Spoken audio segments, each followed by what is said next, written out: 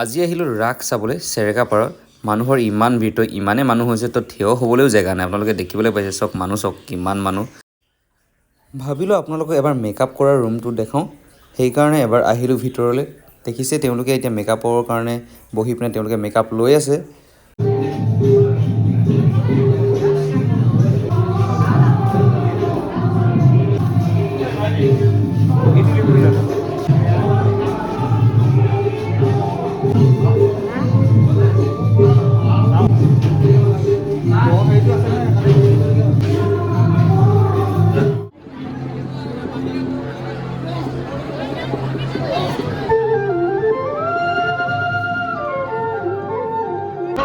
দুই এক প্ৰজাৰ সৈতে আলোচনা কৰে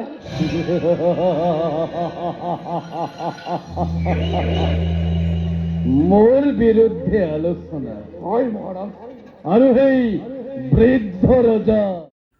ৰাগ দুদিনীয়াকৈ হৈছে তো আজি হৈছে ২৭ তাৰিখ অলপ আগত যোনখিনি দেখালোঁ সেইখিনি আছিলে আপোনালোকৰ ২৬ তাৰিখৰ তো বেছিকৈ দেখাবলৈ পৰা নাই কাৰণ